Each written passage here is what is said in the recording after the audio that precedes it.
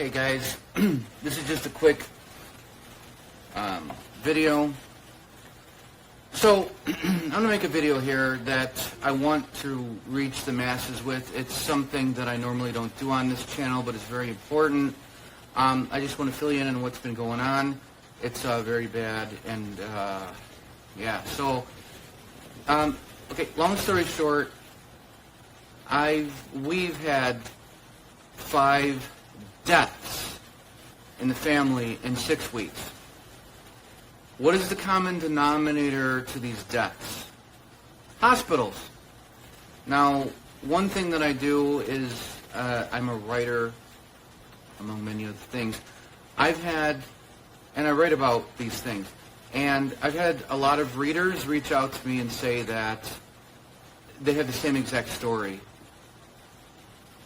So, you remember about 1.5 years ago I was doing videos on, stuff that's going on in the world? Well, I predicted all this stuff, and I said, this is probably going to happen, this is probably going to happen, and I was right on every count.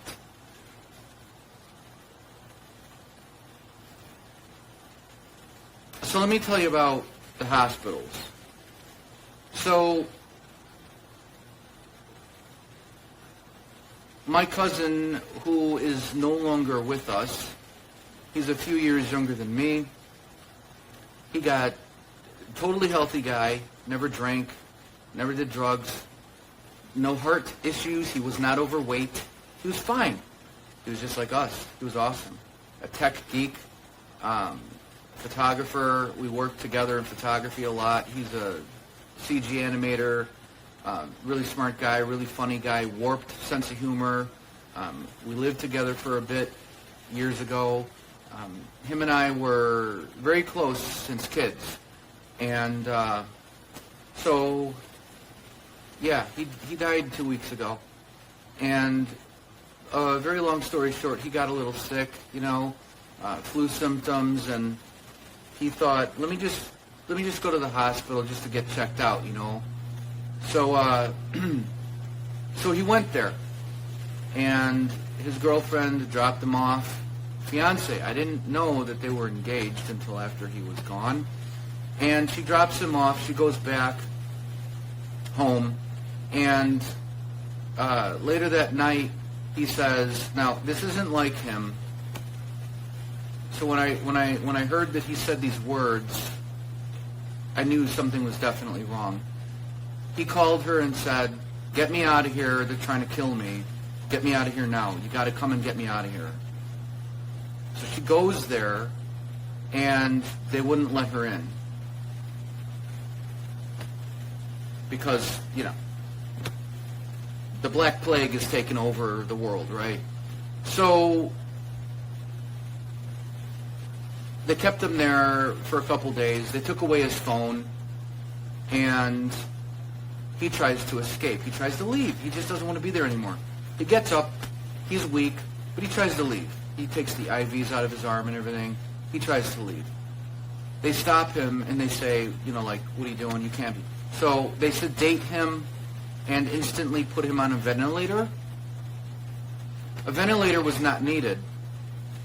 And if you're very healthy and you get put on a ventilator, you still have a 14% chance of living. Because ventilators are very dangerous. It's an enclosed system. They breed bacteria. They're not cleaned out. You're breathing in the same, bacteria that's breeding within that machine. And if you get the oxygen levels set wrong, you'll die. Well, there's a lot of people that work in that industry with ventilators that have reached out to me, and I've seen this in many places. And they've said that they work on these machines, and they go in the morning and and they see that the settings have been tampered with. They don't quite know why. They think they're losing their mind, so they recalibrate it. Well, there's a lot of foul things going on in hospitals. So, about a week later, they take him out of the sedation, and he tries to pull the tube out of his throat, tries to get out of there. They sedate him again, keep him on the ventilator, and they kept asking his family for a DNR, which is a do not resuscitate. Big red flag, because Hospitals should not ask you for a DNR. They should say, how do you feel about it? In case things get worse, in case things get bad, how do you feel about it? Not asking for a DNR. They should ask how you feel about it and what the patient wanted. Well, after about 4 times of asking, don't you know, they said, no, definitely not. After the 4th time, about a day later, his fiancée gets a phone call that says, you need to come down to the hospital right now. But now she can come to the hospital because he's coding, which means dying. And I got the call, and I knew it was just a matter of minutes. Sure enough, about a half an hour later, while I was awake for my uncle's funeral, we get the news that Mike died of a heart attack in the hospital. My uncle died in a hospital in another state, and they shipped him here so we can have the wake and funeral, and had Mike's funeral at the same funeral home. 3 days later, I was in the office of that place, shocked, making arrangements for my cousin's body to be,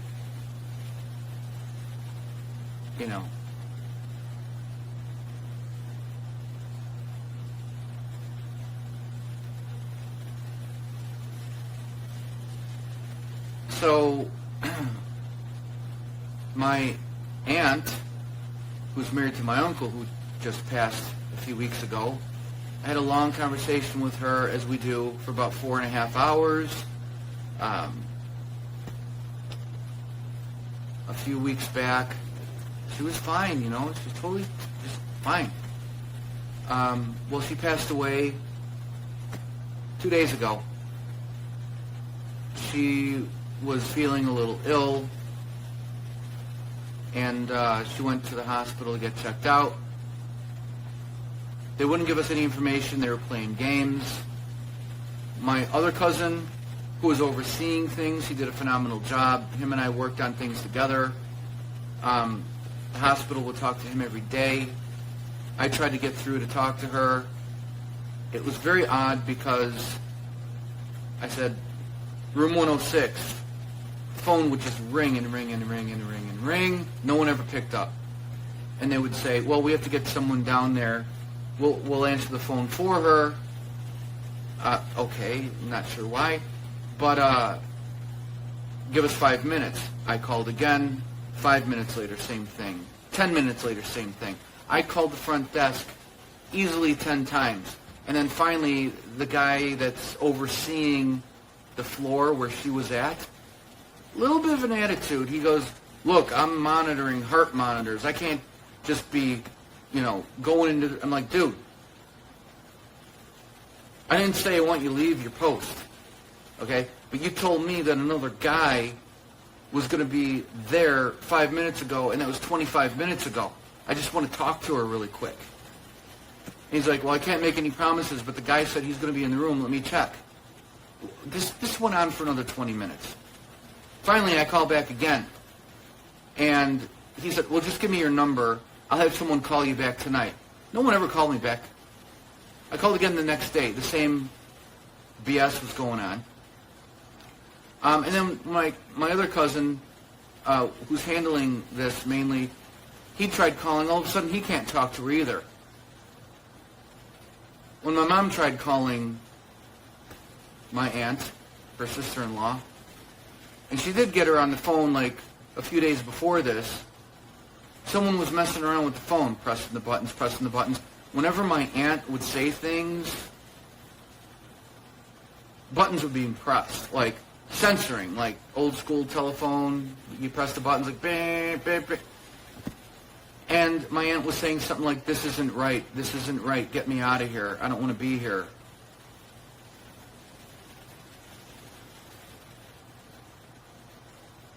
So then she got a little better, and then she got worse. And then they said her oxygen levels were good. And then someone else the next day said they were terrible. But then someone later that day said, no, the oxygen levels are fine. What the hell's going on? So I was going to hop in the car, and I was going to make that long trip to see her. And I told my cousin, he's like, let me call the hospital really quick. The dumbass hospital said, you can come out here, but you can't come in the hospital. You could stand outside the window and talk to her on the phone while you're outside for your safety. Really? Now, that pissed me off. And it wasn't, I guess I could have made the trip so she could at least see me through the glass because she had no family down there. Her husband just died.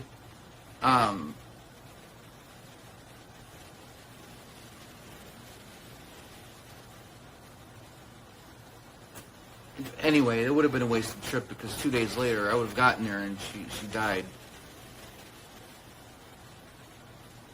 I'm just not buying it. Oh, and my cousin who passed away, his dad was in the same hospital as him. He passed away 3 days after his son. My cousin's dad died. He was in the same hospital. Oh, and my cousin's uncle, he was declared brain dead. Same hospital. Yeah. So he's going to be dead any day. Who else? Who else do we have? Yeah, I don't even, can't even. 5 deaths in 6 weeks. Do you think that's a little odd? Because people have reached out to me and they said the same thing's happening. Phones are taken away. There's no witnesses. There are no witnesses. You've got a person in the hospital that wants to get out. And they take away your phone. You don't know what they're doing. You don't know if they're giving them care. But I do know this. They get kickbacks for every death. I thought it was $2,000. I'm hearing it's $48,000. My parents were in the hospital. My mom tried to leave. They refused. She bitched. She bitched a lot. She was very stubborn, just like me. And they wouldn't release her. She even offered to sign a waiver saying, I will not hold you responsible if anything happens after I leave these doors. You would think that would be fine, right? No. They said, we can't do that. We cannot release you. Okay. So I was going to drive to that hospital and get her out of there no matter what. But there was one nurse that got her out of there. And because of that nurse, she's alive today. My dad was in the hospital, same hospital, wouldn't release him. He just got out. He just left. He got lucky. They didn't stop him. So, I just want to let you guys know, and this has been spreading around. I'm sure you've seen it. Doctors are stepping up and saying, stay out of hospitals. If you don't really have to go, don't. And if you're responsible for somebody, do not have them put on a ventilator. Because whether you are healthy or not, you only have a 14% chance of survival once you're on a ventilator. Look up the stats. It's real.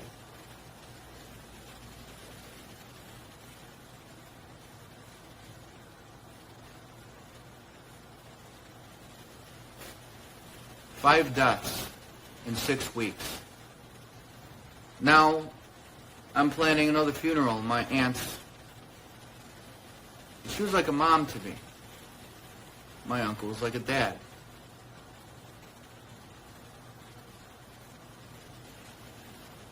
Now we have to go to that house in another state that's empty. We've got to figure out what to do with all their stuff. We've got to sell the house. What do we do with the cars,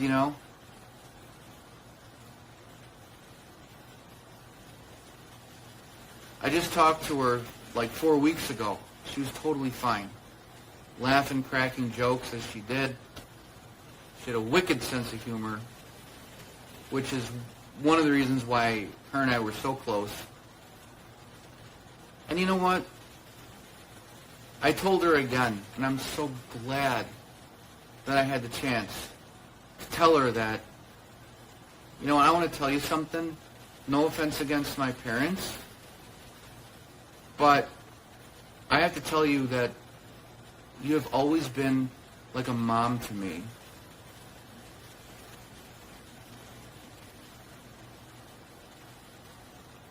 Because they never had kids.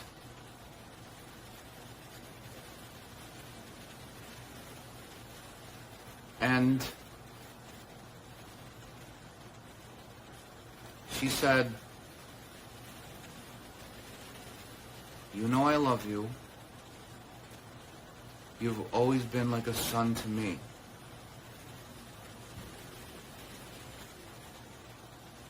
And I told her again, I really want you to know that I always considered you to be my second mom.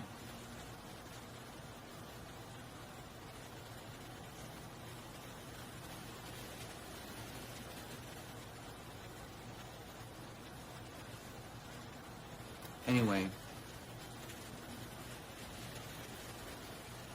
do some research. Stay out of the hospitals unless you really need to go.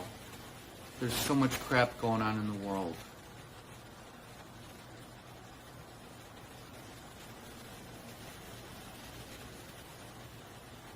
I wish this video was going to be like the others, fun, funny, you know. But I wanted to get the word out and just take it for what it is, man. Just, if you don't believe it, fine. But I just am letting people know. I had a couple friends reach out to me with the same stories just tonight, which compelled me to make this video. They're like, man, I heard about your cousin. I'm so sorry. I had 2 friends, young people, die in hospitals this week. What the hell's going on?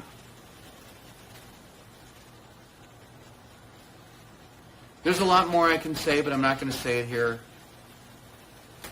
You guys can reach out to me. I'll let you know where you can read the stuff that I write. Take care of yourselves. Look out for one another. That's the only way things are going to get better. You know what the real enemy is. You know. The Constitution was written to protect the people of the United States against enemies, both foreign and domestic. Wake up.